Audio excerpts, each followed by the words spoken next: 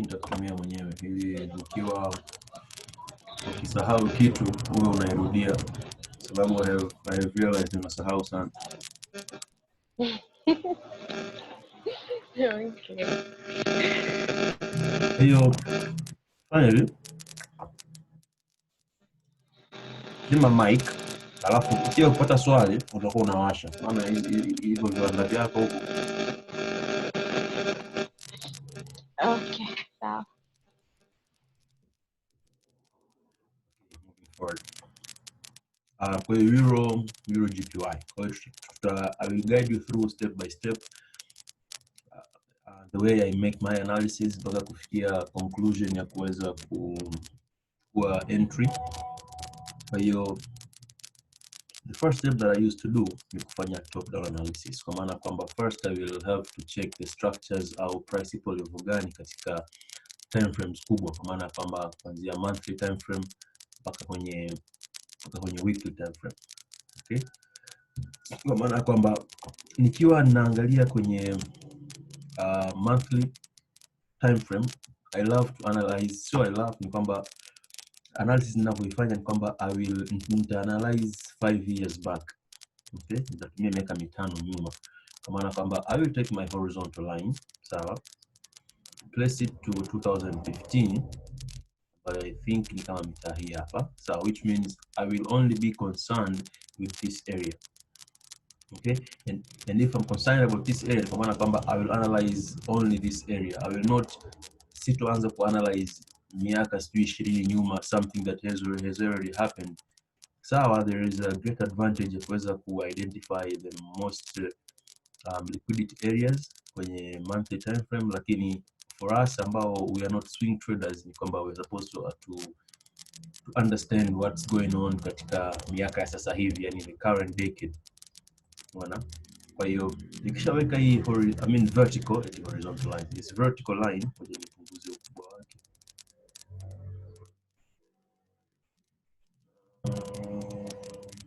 This will do best.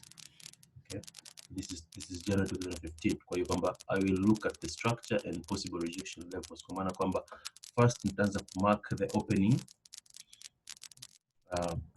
of the year ambao ni hapa, ndio kwa maana kwamba price opened mita hii hapa juu. Okay, so this is my utmost supply zone. Okay, alafu nitaangalia the lowest point mwaka, sawa, kwa maana kwamba the demand zone hapa hivi. So I have identified the supply zone and I've identified the demand zone. Now what's left ni kwamba nitaangalia, je, humo katikati kuna sehemu ambazo zina rejection kubwa. Okay, kama price has been rejecting that area. Kwa hiyo simply this area here price has been rejecting it, kwa maana kwamba I'll have to put, naweza nikaimark. Kwa hiyo you'll mark it anyhow, unaweza ukamark na zone.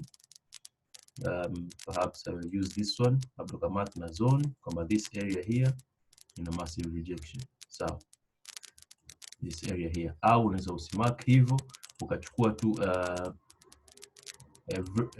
vertical line and a horizontal line kwa kuiweka, kwa sababu horizontal line itakupa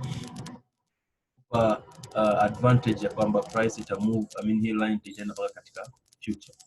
Sawa, maana kwamba you don't need to draw a line. Unajua tu bana, hii line imechora time frame fulani, monthly time frame, na nilichora kwa sababu gani. Kwa you have to remember, sometimes people huwa wanapenda kuweka colors. Excuse me.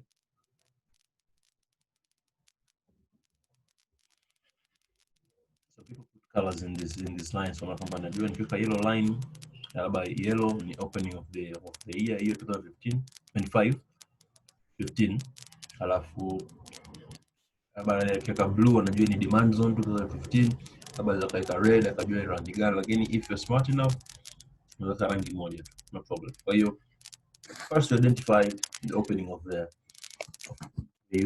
kuna 5 years back. Kwa hata kama ungekuwa 2015 ungerudi 5 years back, as long as we are in 2020, sawa, 5 years back, which means it's 2015. Kwa hiyo hapa horizontal, the opening ambayo ni the highest, sawa, Nikiweka the lowest, alafu nika identify the possible rejection level ambayo ni hii, to which automatically price sasa hivi ipo hapa ambapo ni basically it's a demand zone, sawa, na imetupa a very perfect W, which means this pair ina possibility kubwa sana ya kuweza ku rise, sawa, kwa sababu kwenye monthly time frame imeshatuambia kwamba price was on a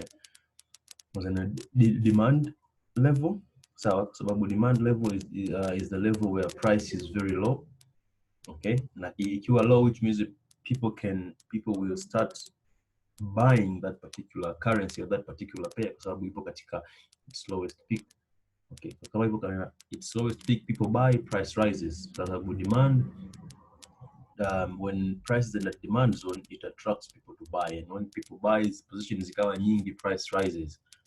Unaona, that is the monthly time frame. Kwa hiyo the shift from the monthly down to the weekly time frame, okay, in order to identify structures. Now, what are structures? Structures simply to identify kuchora trend lines. Okay, kwa utaweza kuchora the first structure since the year opened, kwamba you'll find it is this one. Draw a perfect trend, very perfect trend mpaka hapa, okay. So this is the beginning of the year, nimechora trend yangu, naja nikachora hapa the support, yep, support trend line, kwa kwamba I can start from here, I can just start from mwaka uliyoisha, lakini since na analyze mwaka huu, I will just start from this point. Unaona, kwa hiyo drawn this the falling channel, kwa kwamba falling channel indicates a reversal sign. Kwa price was trading in this manner mpaka kufika hapa chini kwenye demand, sawa. Perfect formation, price rejected this level for the first time, ikaondoka, ikarudi mara ya pili, ikaondoka mara ya tatu. Kwa hiyo when price is doing this behavior, sawa, kwenye critical levels kama hizi, massive rejections, it indicates something. You're supposed to understand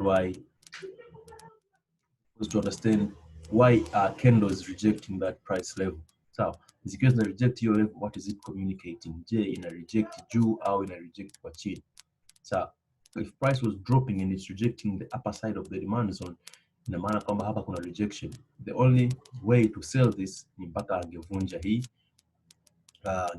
level, lakini we've been getting signs kwamba ana reject hii level by throwing pin bars hapa, sawa, akaja akatupa engulfing bar, engulfing candle, a bullish engulfing, which was our indication kwamba we are going to the upside, okay. Now that was the first indication kwamba price was supposed to rise. Now, okay, kwa price eventually rose, ikaja ika break this, kwa kama if we bought at this level, sawa, price ika break to the upside and it comes back to retest that particular trend line, this was our another confirmation kwamba we're supposed to enter buys.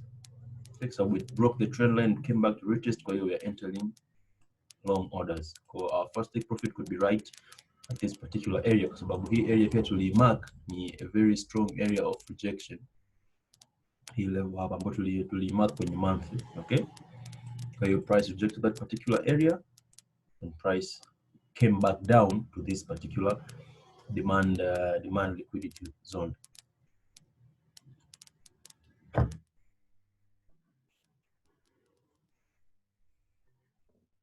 Okay, moving forward. Kwa hiyo baada ya kuchora structure hapa, tunachora the current structure hapa. Remember we are on a weekly time frame.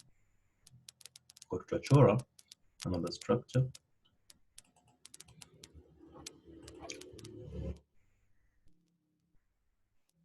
This area. Kwa maana kwamba we are getting the similar picture kama hii kwenye weekly time frame, kwamba the falling channel, price broke, came back to retest, okay.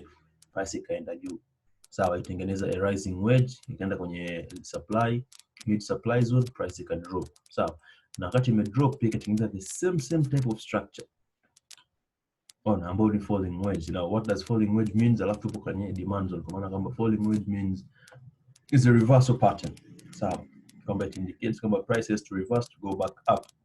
Kwa hiyo hapa it was our first entry, sababu iko kwenye demand zone, akatupa morning star candlestick pattern, price broke the trend line, kuashiria kama the trend is over, alafu came back to retest. Kwa maana kwamba if it came back to retest hapa, which means it has a long way to the upside mpaka kwenye hili eneo.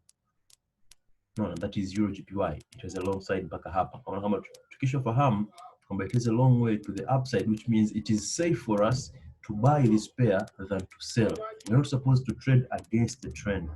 We're supposed to trade alongside with the trend. There's a phrase that says the trend is your friend.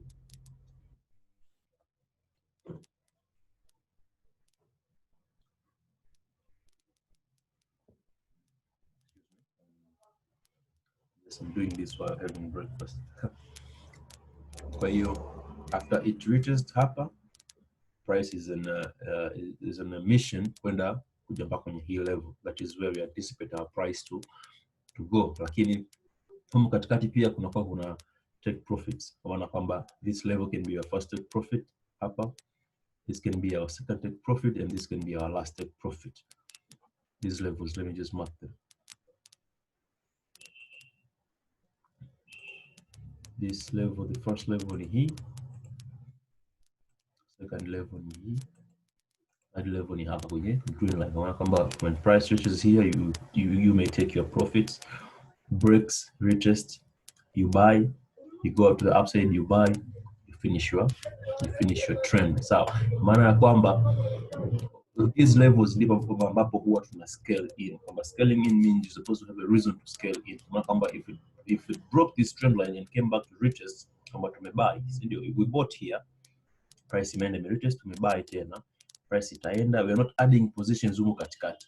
So kishaenda ika break this level, ika retest to the upside, tunaongeza buy.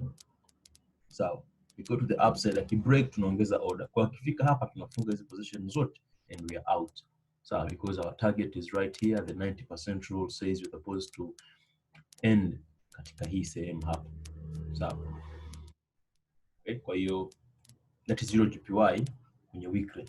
So we are moving down. Tushajua kabisa since the monthly time frame tunaambiwa tufanyaje? Tunaambiwa to buy. Tunarudi kwenye daily. Because the daily is just the extended version of the weekly time frame, so you won't see anything new. You won't see anything new. Utakachokiona ni same structure, lakini in a wide perspective. So lakini kuna a perfect head and shoulder pattern, lakini ni imperfect. So kwa maana kwamba ni head and shoulder namna hii. Let me draw it for you. Where is this? Yeah, sharp. For your neckline ni hapa. Kwa kwamba the only way to buy EURJPY ni kama akiweza kuja ku break hapa aka retest, then we are going long. So far entry zetu zilikuwa katika hili eneo hapa za kubuy. Okay, entry za kubuy zilikuwa katika hili eneo, lakini if you want to scale in, au kama umechelewa hii opportunity hapa na umechelewa opportunity hapa kwenye head, kama kama you wait for it to break hapa, retest, then you can enter your buy orders, then ride the market to the upside. Okay, nisifute hizo.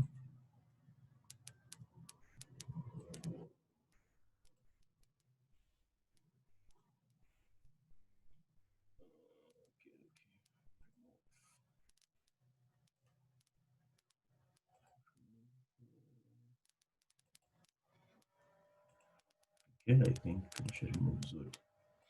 So that is the daily time frame. Pia because the only way to enter here ni baada ya break. Kwa hiyo we are going even in a more lower time frame because kuona je, do we have opportunities.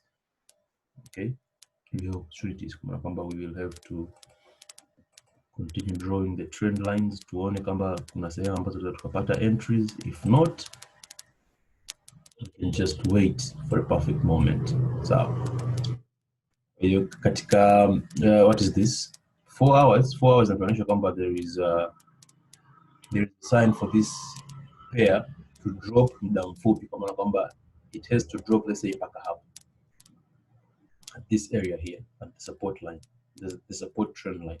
So nitakuwa nimekuacha on the daily time frame. Tumeona kwamba price still has to go to the upside. sawa. Unaona kwamba ime break, ime retest, price imeanza safari yake, sawa. Lakini price doesn't just move rapidly to the upside, lazima iende in waves, sawa, kwa maana kwamba it went okay to the upside, kwa maana kwamba ilibaba for the first wave, came back second, it went for the third. Kwa hiyo possibly hapa inafanya pullback, kwa hiyo pullback perhaps inaweza kaja mpaka hapa, then it goes for the third, fourth, alafu iende fifth, sawa. Kwa hiyo hapa tutaangalia will it break or will it reject. Kwa hiyo inaweza reject hii level ikarudi kwanza chini before going further to create new highs, lakini so far kwenye daily time frame we are seeing kwamba kuna safari ambayo atakiwa atoke hapa aje hapa before going to the upside, sawa. Kwa tukirudi kwenye 4 hours, kwenye 4 hours simply tushachora structure, tunaona rising wedge, sawa, na rising wedge simply means prices to drop, sawa. Kwa hiyo if we expand this, tunaona is there any structure that tells us to sell katika hili eneo? Is there any structure? Tukiona we don't understand the structure, kwa maana kwamba we have to move in an even lower time frame, so which means we will have to move kwenye H1. Now H1 we will start drawing structures. Tutoa trend line hii hapa kuna trend line ambayo it can act as a rejection level, so we have to respect that. Okay.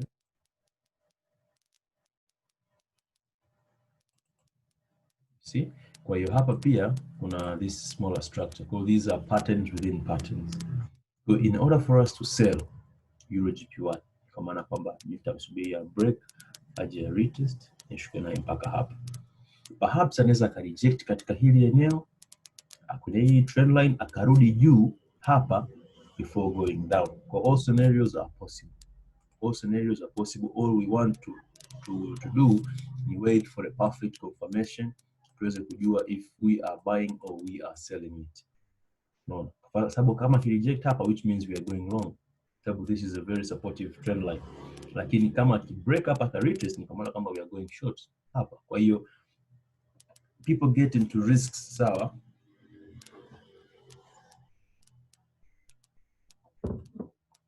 kwa kutaka aba kujiona smart enough au ku counter the market. Sababu what the dealers always do ni kwamba wanajua wote mnaona hii structure, sawa. Kuna watu ambao wataichukulia kwamba okay, nimetoka trend line yangu, price will reject here, ikaenda huko. Kwa hivyo mshezi ataanza consolidate katika hili eneo, consolidation, mtaanza kuingia long, ata break, sawa. Aki break mtakuwa mna hope kwamba okay, nitatoka atakapofanyaje, atakaporudi mtoka tena break even. Kwa kumbe mwenzako anarudi ku retest, harudi kwenye entry point zako, atarudi ku retest, hapa atafanyaje, ata drop even further, which means you bought this area umeingia. Kwa maana sisi we wait for a breakout, tunatulia, atarudi ndani au ata retest chini. Retest chini we are going short, au anaweza aka reject hili eneo, sawa, watu tukajua kifine huyu hapa anaenda ku break na retest na shuka chini, tukasell mapema.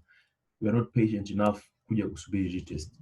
Unaona, kumbe mwenzako anakuja hapa ana bounce na rudi zake juu. Kwa hiyo waiting for confirmation is very significant. Now this is the H1. Sasa nikitoka H1 nenda direct kwenye 15 minutes. So now 15 minutes pia penyewe nita analyze, taangalia what are the structures that supports me to make a move, kwa kwamba I'll get this beautiful bullish flag, kitu kama hicho, bearish I mean.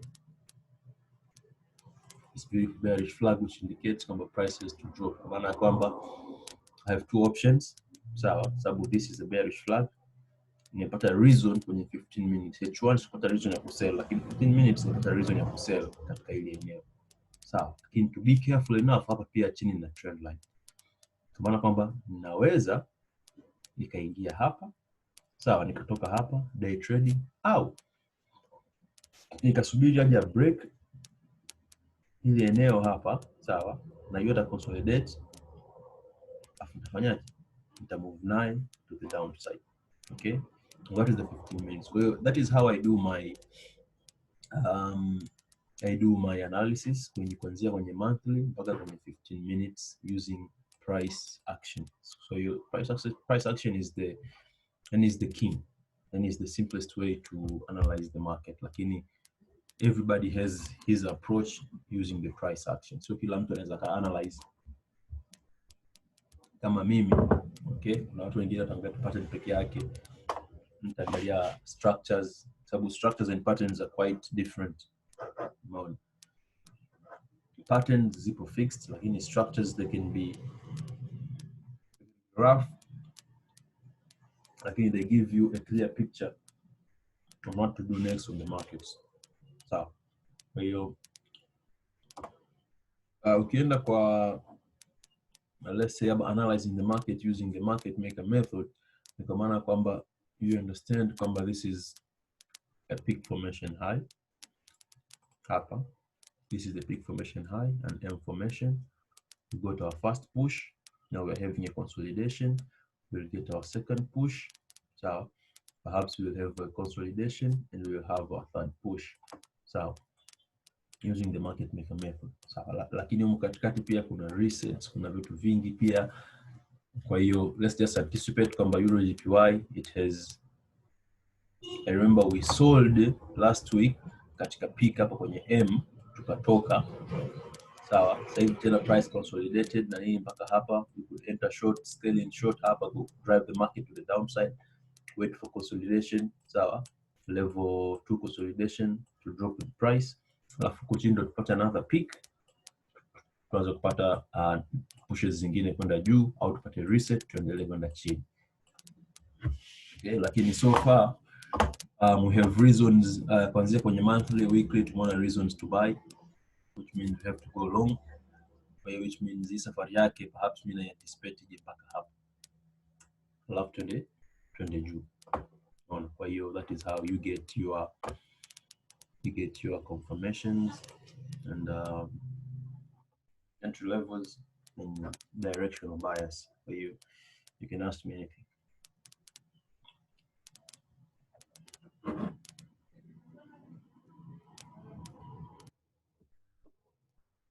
Question?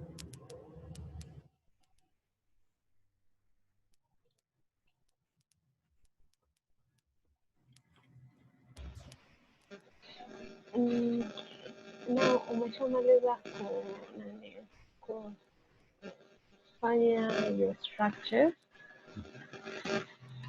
how do you come by to analyze the market cycle? Kwa kutumia the market maker method. Market cycle sio ya kuanalyze. Market cycle ya kuangalia. So you can switch off the mic kidogo maana inaita mchele.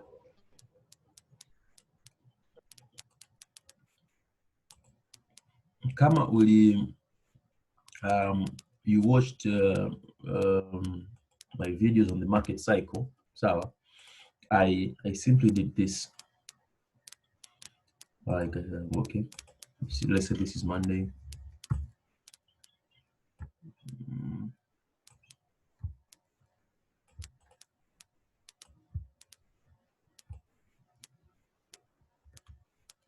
Okay, Tuesday.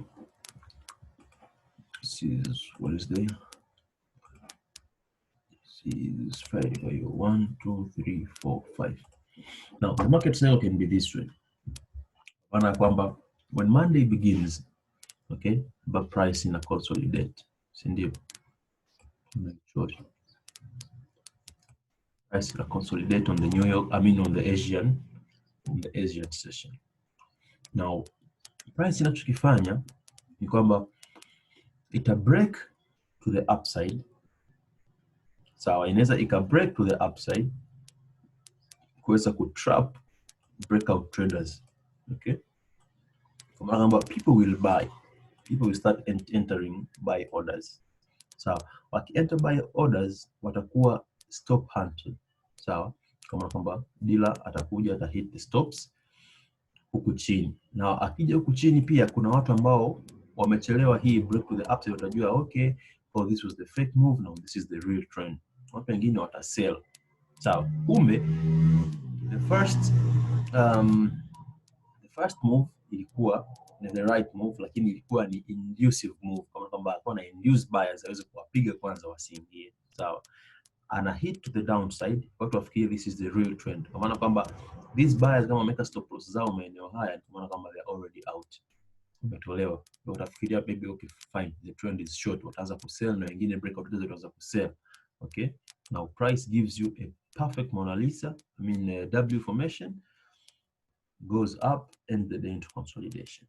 Sawa, kwa maana kwamba people who sold at this area, sawa, walipewa faida, si ndio? Alafu price ikarudi juu kidogo hapa. Now people kwa sasa hivi wana run in losses. Sawa.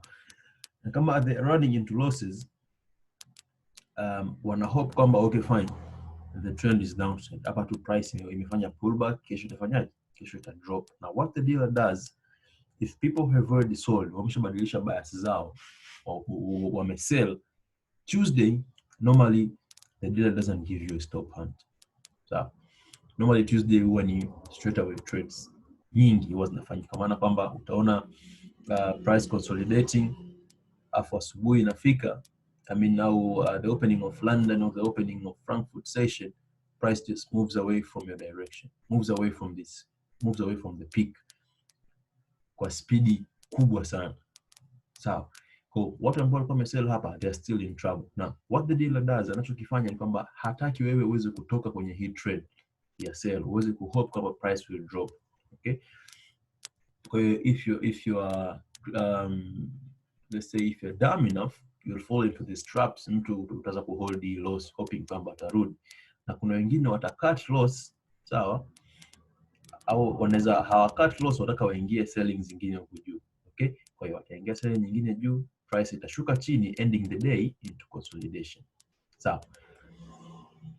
Kwa hiyo what will happen the next day? Sawa, kwa maana kwamba he has already moved away from your peak. Sawa, kesho yake amekupa straight away trade, ame retrace ile almost 30% to 50%, ndo pair nyingi zinafanya hivyo, especially the pound. Kama the whole day akiwa ame rise, huwa anafanya a sort of retracement that you can now. Hii retracement sana huwa inafanyika kwenye New York session, okay, au end of New York session. Sana hii huwa ni trap move, kwa maana kwamba price ikianza ku drop hivi, it gives hope hawa watu walio sell huko, kwa hiyo wanaongeza position zao zingine hapa. Sawa. Kwa hiyo on Wednesday what he does ni kwamba atakupa hawa watu walio sell watapigwa stop and high, kwa maana kwamba price itakuja kwanza, kwa maana kwamba the dealer will consolidate, si ndio? Atapiga stop and high, atawatoa hawa sellers ambao walikuwa wameingia, atapiga stop and low, sawa. Ata induce tena kwamba okay fine, kama alikuwa trend ile ataingia tena wale sellers, alafu ndio anafanya trades away from your desired area, leaving you umeingia sell orders huku. Sawa, umeingia sell orders, umepewa, ameondoka, ends the day into consolidation, ndio kamaliza. Thursday straight away move. Sawa, atafanya consolidation, atafanya to straight away move. Sawa, ends the day, atakuja kufanya retracement, ends the day into consolidation. Now Friday huwa ni siku ya trap pia. Sasa Friday mimi sioni volatility kubwa, kwa sababu what these people do ni kwamba ata consolidate, ata move to the upside, atarudi chini, ataondoka tena juu, atakija kurudi hapa ni kwamba tayari ameshamaliza siku yake, which means wewe kama utakuwa umeingilia hapa after the stop and buy, sawa, you are in a good nini, upo katika nafasi nzuri ya kuto kuingizwa katika hizi traps. Ukishaelewa tu dealer ana trap wapi, ana hit wapi the stops, basi moja kwa trend yake ni huko. Unaona ameanza siku by trapping the upside, hapo amekuja aka hit the stops. Kwa hiyo if ame hit stop and low, unajua okay, the trend is to the upside. So kama the trend is to the upside, wewe unajua okay fine, mimi naingiza buy zangu hapa na hold. And normally the market maker cycle lasts for 3 days to 5 days. 3 days to 5 days. Kwa mimi nimechora hii just an illustration for 5 days from Monday mpaka Friday, lakini sometimes naenda 3 days, Monday, Tuesday, Wednesday, kamaliza anashuka. Kwa hiyo the cycle normally looks like this. Okay, so the cycle looks like this. Ukienda kwenye H1 utakuta ni formation, first push, consolidation, second push, consolidation, third push, formation. So this is push 1, push 2, push 3.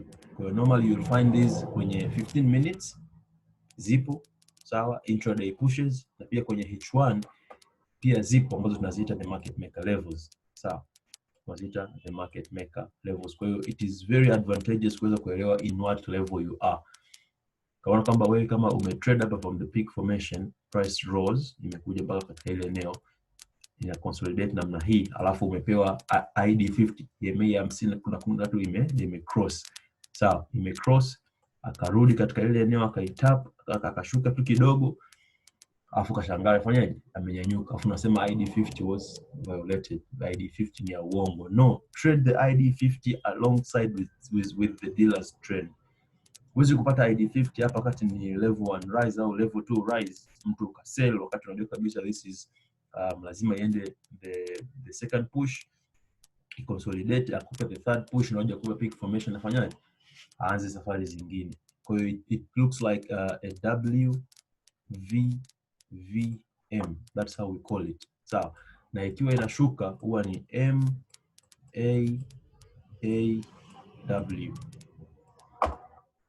Kwa hiyo hizi tunaita peak formation, hizi kwenye M, hizi ni peak, alafu hizi tunaita anchor points au AFP. Anchor point au AFP. Okay, AFP trades. Kwa hiyo AFP trades ni trades ambazo zinachukuliwa after the peak formation. Kwa peak formation ni hii, every pullback after the peak, hizi ndio zinaitwa AFP trades. Kwa hiyo that is how you count the levels. Lakini normally sometimes hizi pushes, intraday pushes zinaweza zisiwe visible sawa, zikawa hazionekani. Kwa hiyo don't force it. We have millions of rules to trade. Sio lazima ujielewa levels ndo ufanyaje, usi trade. Kwa mfano kama hapa this is EURJPY, yeah? Okay, kwa hiyo we have seen kama we have a perfect M, perfect Mona Lisa M, sharp, first push, now price is consolidating. Ndio kama I'm expecting a second push, consolidating. So then back to the downside. This is what I'm expecting for EURJPY to happen. Kama kama na safari ndefu kwenda chini. Any question?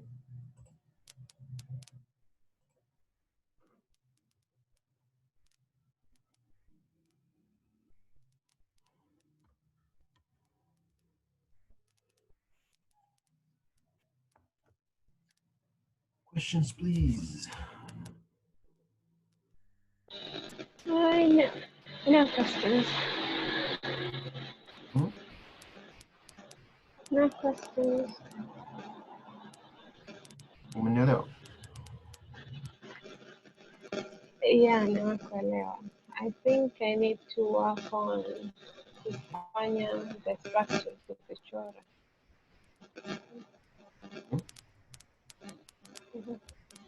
Basi if you have understood, no problem. I think kwanza tu kufanyia kazi on drawing the structures, the zones, identifying the levels na nini, and if everything will be good.